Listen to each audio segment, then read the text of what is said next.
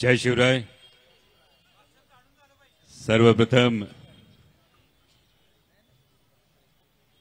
स्वर्गीय राजाराम बापूंच्या आणि कुसुमताईंच्या पवित्र स्मृतींना आधी अभिवादन करतो। या सांगलीच्या मातीला, या मातीनं महाराष्ट्राला दिलेल्या संस्कृतीला अभिवादन करतो आणि तुम्हा सर्वांना मानाचा मुजरा यासाठी करतो की 12-12:30 वाजता तुम्ही जमलात। 12:30 वाजता सुरू झालेला जवळपास 1 वाजता मोर्चा सुरू झाला। आता 5 वाजत आले, गेले 5 तास आपल्या नेत्यावरच्या प्रेमापोटी आणि त्याही पलीकडे महाराष्ट्राच्या संस्कृतीच्या रक्षणासाठी ही तुमची जी बांधिलकी, या बांधिलकीला मानाचा मुजरा करतो। म्हणजे मगाशी इकडे एक ताई बसली होती, त्या ताईला 2दा चक्कर आली।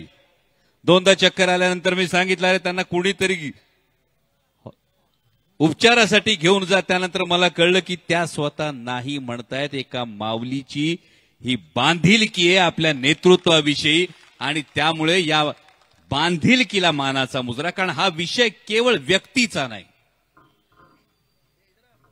म्हणजे मगाशी आदरणीय जयंत पाटील साहेबांविषयी राजेश टोपे साहेब बोलले, आव्हाड साहेब बोलले। मी वेगळं बोलण्याची खरं तर आवश्यकता नाही, एका वाक्यात सांगतो। मला अनेकांनी विचारलं होतं, बाबा चांगला डॉक्टर की शिकला होतास, चांगली प्रॅक्टिस चालली असती, राजकारणात यायची गरज काय होती? त्यानंतर दुसऱ्या लोकांनी विचारलं, बाबा आपलं मालिकेत चांगलं चाललं होतं, मालिका चांगली चालली होती, सगळं सोडून राजकारणात यायची काय गरज होती?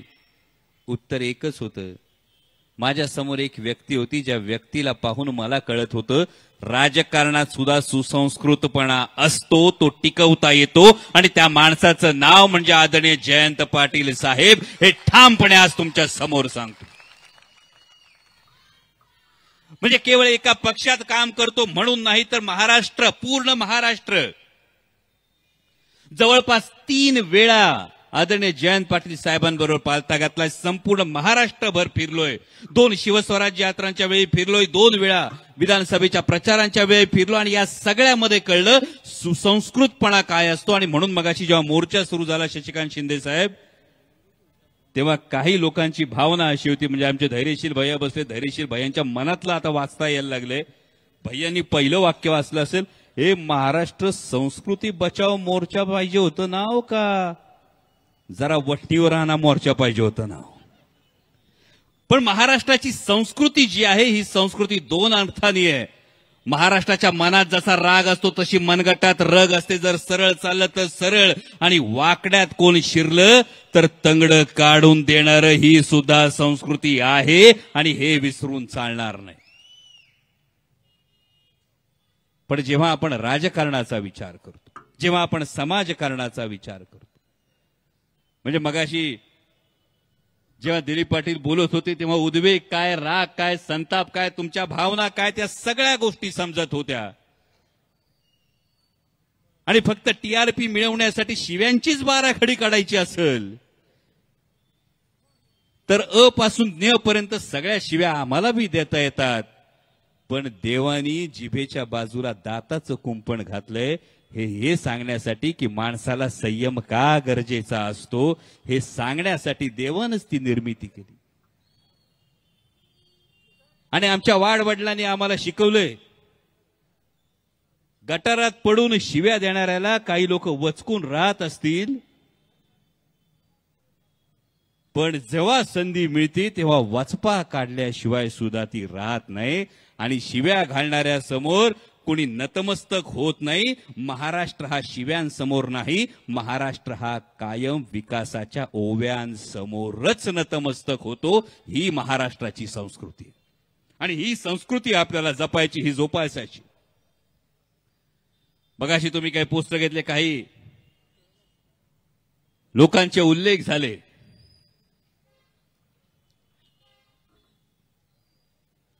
तशी काहीही अपेक्षा माझ्याकडून बाळगू नका।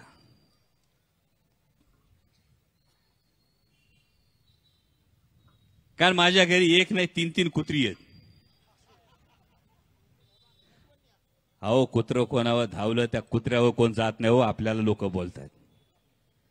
आणि त्या पद्धतीनं जर कुत्र्यानं एखाद्याचा चावा घेतला, कुत्र्यानं एखाद्याला इजा केली, तर कुत्र्याला कोणी बोलत नाही, मालकाला जर कोणी बोलतात. तसं विशालदादा तुम्ही म्हणाला ते फार महत्वाचं आहे. प्रश्न हा पडला, हे सांगलीच्या मातीतलं हे विधान ऐकल्यानंतर प्रश्न हा पडला की नेमका यांचा बोलवता धनी कोण, या बोलवत्या धन्याला नेमकं काय हवंय. समोर डिपार्टमेंटची पण माणसं आहेत. जाऊ द्या तुमच्या वरिष्ठांकडे हा व्हिडिओ या माध्यमातून, की जे महाराष्ट्राचे गृहमंत्री आहेत, महाराष्ट्राचे माननीय मुख्यमंत्री महोदय आहेत, यांची महाराष्ट्रभर आम्ही जाहिरात पाहिली छत्रपतींच्या फोटो समोर नतमस्तक होत असताना, आणि खाली नाव होतं देवा भाऊ. जाहिरात कुणी दिली वगैरे विषय सोडून द्या, पण छत्रपतींसमोर उभं राहून तीच जाहिरात पाहताना माननीय देवेंद्रजी फडणवीस, तुम्हाला खडा सवाल आहे. ज्या छत्रपतींनी न्यायाचं राज्य निर्माण केलं, ज्या छत्रपतींनी रयतेचं राज्य निर्माण केलं, एकदा त्याच छत्रपतींच्या पुतळ्यासमोर उभं राहून एकदा शपथ घेऊन महाराष्ट्राला सांगा की ज्युनियर इंजिनियर स्वर्गीय अवधूत वडारला न्याय हा दिलाच जाईल. तर तुमची नैतिक पातळी आहे, तर तुमची नैतिक तुम्हाला अधिकार आहे त्या छत्रपतींसमोर उभा राहण्याचा. आणि ज्या छत्रपती शिवाजी महाराजांनी आईचा शब्द कधी खाली पडू दिला नाही, माता भगिनीकडे वाकड्या नजरेनं बघणाऱ्याचा चौरंगा केला, त्या छत्रपतींच्या महाराष्ट्रामध्ये मातृत्वाचा अशा पद्धतीनं अपमान केला जातो. राजकारणी म्हणून सोडा, नेते म्हणून सोडा, राज्याचे प्रमुख म्हणून सोडा, माणूस म्हणून शरम वाटली पाहिजे, याचा विचार करणं गरजेचं आहे. म्हणजे मागे आव्हाड साहेब तुम्ही विधान भवनामध्ये जी गोष्ट बोलला होतात, सांगलीत आल्यानंतर अनेकदा ते संबोधन ऐकू यायचं, कानावर पडायचं, कळलं नव्हतं नेमकं काय. त्या दिवशीचं विधान झाल्यानंतर कळलं, अहो ज्याला मातृत्वाच्या नात्याचं पावित्र्य कळत नाही, त्याला मंगळसूत्राचं पवित्र कधी कळणार.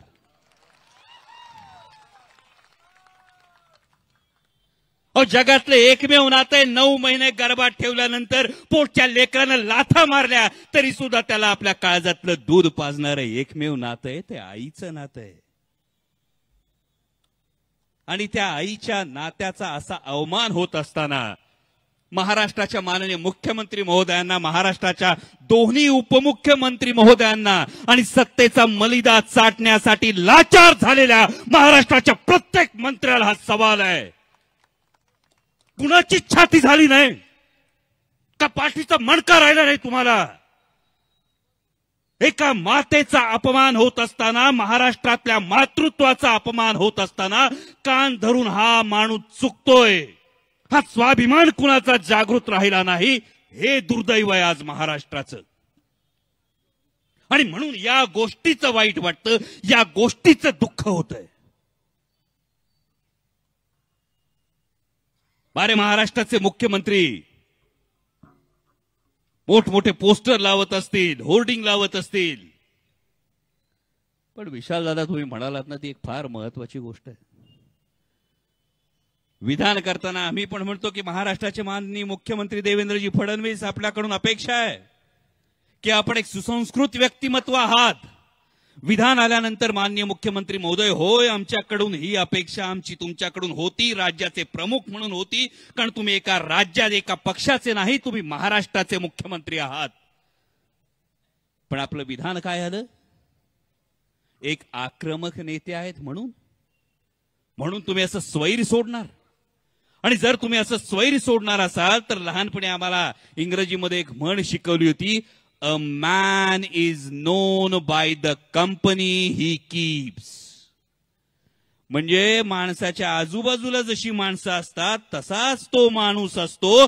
जर हे खरं असेल तर माननीय मुख्यमंत्री महोदय, या वाचाळ वीरांनी आपली प्रतिमा डागाळली जाते आणि काळजी आम्हाला आपली व्यक्तिगत असण्यापेक्षा आपण आमच्या राज्याचे प्रमुख आहात याची आम्हाला जास्त काळजी आहे. आणि मग कधी कधी संशय येतो. मगाशी उत्तमराव जानकर साहेब बोलत होते. जानकर साहेब बोलत असताना त्यांनी इतर जिल्ह्यांचा उल्लेख केला, मग अशी महबूबबाई बोलत असताना त्यांनी बीड जिल्ह्याचा उल्लेख केला आणि मग प्रश्न पडला की या पद्धतीची ही वाचाळवीरांची फौज ही महाराष्ट्राच्या प्रश्नांकडून तुमचं लक्ष विचलित करण्यासाठी करण्यात आली आहे का? म्हणजे महाराष्ट्रात ओला दुष्काळ पडला, शेतकऱ्यांची ही मागणी आहे की सरसकट कर्जमाफी झाली पाहिजे, पण शेतकऱ्यांचे अश्रू पुसण्यासाठी महाराष्ट्राच्या मंत्र्यांना वेळ नाही. पालकमंत्री पदाचा वाद असेल, मंत्रिपदाच्या वाटपाचा वाद असेल का लगेच विमानं पकडतात, लगेच दिल्लीला पळतात. पण महाराष्ट्रातल्या शेतकऱ्यांचे अश्रू पुसण्यासाठी आतापर्यंत तुम्ही वाचले, कोणी ऐकली का बातमी? उपमुख्यमंत्री मीडियाने कधी दाखवली बातमी माननीय उपमुख्यमंत्र्यांचा दिल्ली दौरा? नाही आली ना बातमी अजून. का तर हा मंत्रिपदाचा वाद नाही, हा शेतकऱ्यांचे अश्रू पुसण्याची वेळ आहे. प्रश्न बेरोजगारीचा असेल, प्रश्न ओल्या दुष्काळाचा असेल, आता अमेरिकेचं टेरिफ येत आहे. अमेरिकेचा जो काही ट्रेड धोरण आहे, जे काही टेरिफचं धोरण आहे, हे टेरिफचं धोरण केंद्र सरकार मोजक्या उद्योगपतींना वाचवण्यासाठी शेतकऱ्यांचं कंबरडं मोडण्याचा सगळ्यात मोठा धोका आहे. मग तो सोयाबीन उत्पादक असेल, तो मका उत्पादक असेल, वरवंटा जर कुणावर फिरणार असेल, तो शेतकऱ्यांच्या स्वप्नावर फिरणार असेल, आणि मग या सगळ्याकडून जर लक्ष विचलित करायचं असेल तर त्यासाठी तर या फौजा नाहीत ना, अशी शंका माननीय मुख्यमंत्री महोदय आम्हाला येऊ लागली आहे.